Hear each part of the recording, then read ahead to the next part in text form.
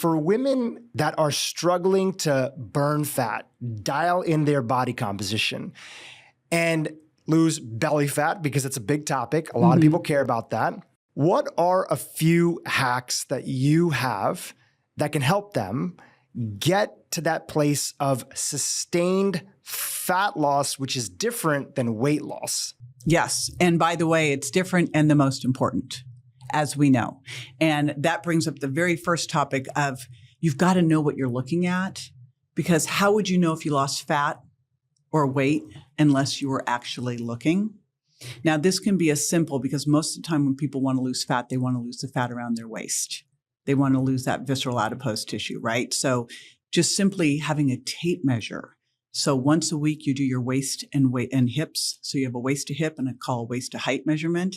And there is actually a Bluetooth tape measure by Renpho, $30 on Amazon. Greatest thing ever. It reads right into your phone. So you just do this every week. That way you know if things are going in the right direction. So I say that first because what we measure and monitor, we can improve. There are so many cool things that you can do to help your body use fat for fuel. Remember, we don't lose weight to get healthy. We have to get metabolically healthy so their body can burn fat and hold on to or build muscle. And for me, I always think the biggest needle mover is what's at the end of your fork. Right? That's the biggest, easy way to change. And I love what one of my first mentors said to me. He said, add before you take away. Because when you think of the typical diet culture, it's, okay, what am I not going to have? And I don't know about you, but the minute someone tells me I can't have something, what do I want? Right? The thing. So the very first thing is to just start to eat protein first, is to really optimize and prioritize protein. So first of all, figure out how much protein you should be eating each day, which I'm sure is more than what you're eating, having now seen so many different diet recalls over the years. And basically, you want to think of 0.7 to 1 gram per pound of target body weight. Then I have people eat that first at each meal, because if they do, they actually ate it. Which sounds really silly, but I hear too often, oh, I got too full, right? Now, the research also shows that when you eat protein first, you make better food choices overall. You'll also have that good blood sugar control, just like as if you ate vegetables. My rule is eat your protein first, then add your non-starchy vegetables. But you also get a thermic effect of food. Like metabolism is dictated by 4 things. Number 1, your basal metabolic rate. That's really the biggest way you can change that, is how much muscle mass you have on. Number 2 is how much you move. And that's divided into 2 things, non-exercise and exercise. And so that's 2 and 3. And then number 4 is your thermic effect of food, of which fat doesn't really have a thermic effect. Carbohydrates is minimal. So the big needle mover there is protein. So protein's going to have a better metabolic effect. It's also more satiating. It's also more satisfying. And those are 2 different things. Satiating means you're not as hungry. We know it's one of the ways we can raise GLP-1. But satisfying means you don't have the cravings. And probably because of the amino acids making the neurotransmitters. So that's the first one, is eat protein first.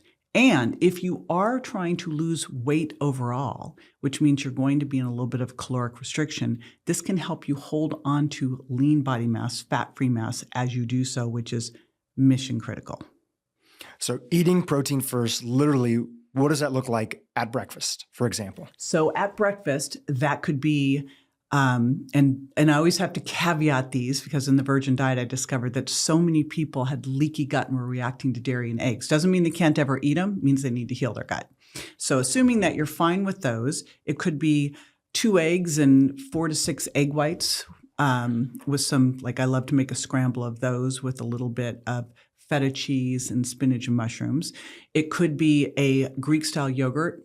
Maybe I like to stir in, if I'm going to do that, some collagen as well, even though that's not a complete protein, but it could be some Greek-style yogurt. It could be a protein shake. Let's say you're plant-based, a pea or pea rice combo, so that you're getting in, if you're plant-based, I say 40 grams. If you're doing animal, you can probably go more like 30, because you're really looking for the right essential amino acid levels.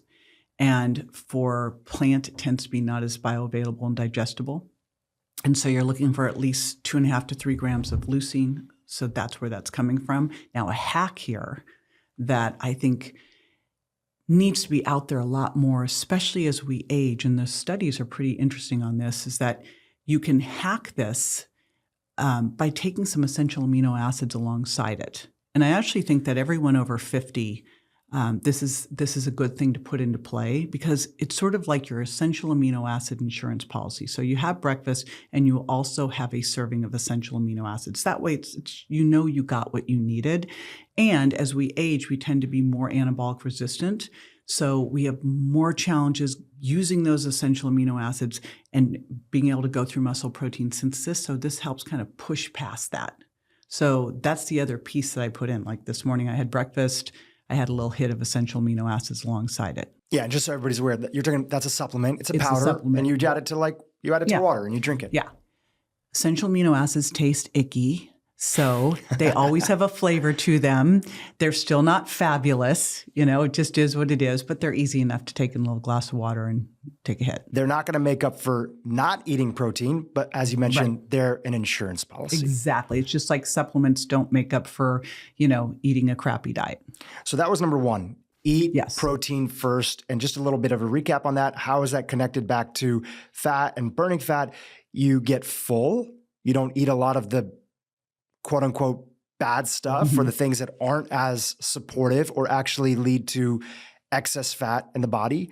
You get the thermogenic effect of protein, because protein takes a lot to process in the body. So it's burning calories itself in that.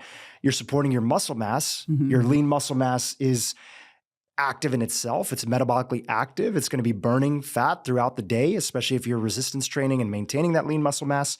Anything else I missed on that? Those are the key ones. Those are super key. And I think we've got to really think about protecting lean mass, because this is ultimately where we're going to start to be able to burn our fat and boost our metabolism. And that leads me to number 2, is we've got to make sure that we're doing some type of resistance training. But for a couple different reasons. One of them is you would think of resistance training of, okay, more muscle, better metabolism. Yes. I mean, if you look at one of the challenges that happens as we lose weight, we lower our metabolic rate. We can offset some of that by having more muscle. But the other reason that muscle is so important is because it is the place where we can start to restore our insulin sensitivity. So what happens as we age? And I am convinced that a lot of what happens as we age isn't really because of aging. I think it's because of how we behave as we age. We're not as active as we used to be. We are tending to eat kind of more, what are the foods? Like you go out to dinner. I don't know. When I was in college, I wasn't going out to dinner and eating some of the things that I had access to in my 30s and 40s and 50s, right? So we're not exercising as much. We might be eating a little bit more indulgent foods. Maybe we're drinking a little bit more. We're stressed like we didn't used to be. We're not sleeping like we used to. Those things can cause insulin resistance. And if you're insulin resistant, it's very hard for you to use stored fat for fuel. You are being more likely to lay down belly fat. So one of the quickest ways to start to restore that is resistance training. So resistance training has to be put in there. And that's really that 1-2 punch protein resistance training, so that we are making sure that we're holding on to our building muscle mass. And we're going to have a better basal metabolic rate, better insulin sensitivity. And so that's the second one that kind of goes into overall movement, because I've been really thinking about what is the best way to help us move more. When you look at the CDC recommendations for exercise, which is 150 minutes a week, right? And now they've added in 2 days of strength training, but they didn't say what it was. So I'm like, well, how does someone make sense of any of this stuff? But then you look at the research that's just come out showing that if you work out 30 minutes a day and sit 11 and a half hours a day, you basically erase it, right? I think that we've been thinking about this all wrong. I actually think that when you look at all of this, again, if I'm looking at, okay, someone wants to lose body fat, especially belly fat, I always want to give them the quickest wins possible, because I know for most of us, we're so frustrated and things just don't seem to be working. A lot of it's because we're so metabolically unhealthy that we're looking for quick wins to just have a sign that something's working, right? So that's where protein's so helpful, because if you're hungry, all bets are off. And if you're craving, all bets are off. And so protein's always first. But I think that we really have to think about moving more. And I don't like the term exercise snacks because I was using it the other day and someone literally said, Drew, they go, we get to eat while we're working out? And I'm like, no. I'm thinking microdoses might be a better term, although maybe now they'll think we're taking mushrooms while we're working out. I don't know. But when you look at this, if we first started just by tracking, and anything I do, I like to track first. And if you first started and went, okay, how many steps am I actually getting in a day? Do you know what the average person is getting in terms of steps per day? I think I saw it was 4,000 or less. Yeah, 3,500 to 4,000. That's crazy. I'm actually working with someone right now who we are working on 200-pound weight loss. And he was moving 2,500 steps a day on a good day. When you track, a lot of people see that they thought they were super active. They're like, oh, I'm like running around my house. I'm walking here, I'm walking there. But when you actually track, a lot of people are shocked to see they're not as active as they think they are. And that really, before resistance training, that should be step one. Let's start first with tracking. And I find that just by tracking, guess what's going to happen? You're actually going to start to move more, right? And we use our phone for so many of our dopamine hits. Let's just use our phone with an Oura ring and just dopamine hit that activity of seeing how much you can get throughout the day, not saving it. I'm always aware, like I already know where my steps are today. Where am I? Because I know where I want to be by like midday. Like I don't want to end up 9 o'clock at night and go, oh shoot, I've got 4,000 steps so far. I'm in trouble. I'm heading out. Although my husband's seen me do it. I'm like, I'm heading out. Got to go for a walk. But you want to also distribute this all throughout the day. So if our first step here was really just to move more, when you think of your overall metabolism, that non-exercise activity thermogenesis, that can be anywhere from, 1,000 to 2,000 calories a day. It can be a substantial amount of movement, more than the exercise can. Like I look at exercise for the metabolic effect of building muscle and improving VO2 max. Like traditional resistance training, right. You're saying? And we'll talk HIIT. But I look at really losing that fat is this movement all throughout the day. Constantly moving, taking breaks. What's your general rule of thumb that could be easy for people to follow? A suggestion you give to your clients, like, hey, sit this amount of time and then let's get up and move on average.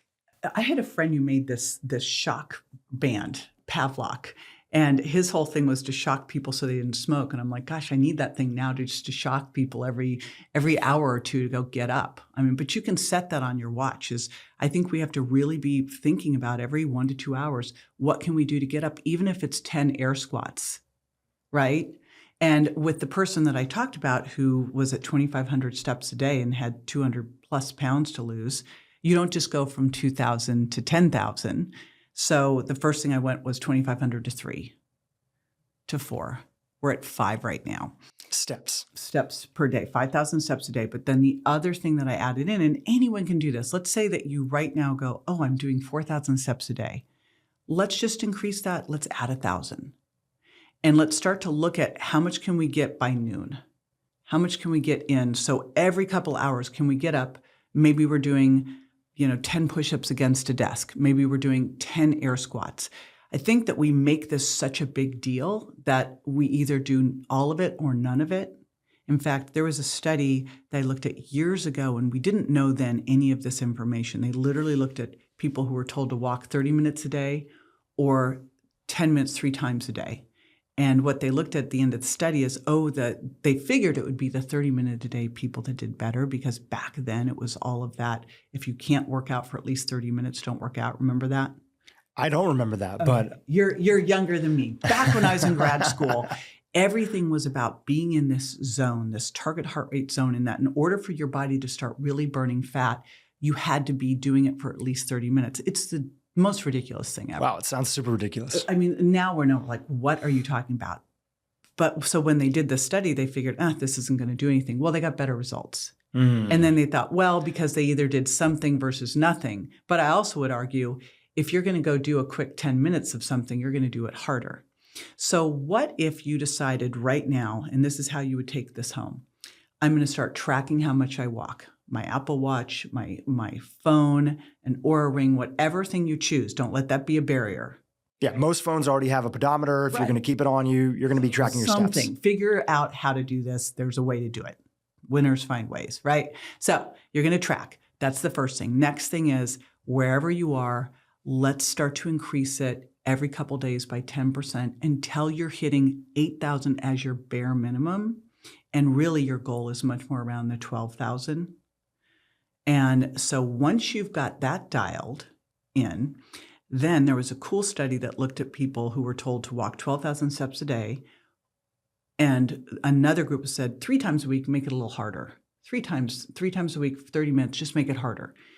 That group lost waist circumference, body composition improved, their blood sugar improved. The other group didn't. They saw a little improvement in their LDL. But this other group, and this was not in a lot of time, it was like 8 weeks, saw all of these other improvements. Same amount of steps. All they did was add a little intensity. So what I have people do is let's get the steps going. Then let's add either hills, speed, or a rucking vest. I think rucking vests are the greatest thing ever. And then let's start adding in that resistance training, but let's do it in a microdosing type of way. So it could simply be, here I am sitting, and this is what I've designed with this person I'm working with is, okay, let's do 10 air squats. That's a dose. Let's get some dumbbells and do 10 overhead presses. That's a dose. And these are all things that we could do wherever we are. You know, you could do body weight right against this table right now. You could do some push-ups. You could do them against the floor, if, you know, depending on someone's fitness level. I never want them to have a reason they couldn't do it. YouTube, if you enjoyed what you just saw, keep watching for more great content on how to improve your brain and your life. The single most important thing, in a perfect world, we would not have scales. We would only have body composition because the scale has done so much emotional damage to people over the years.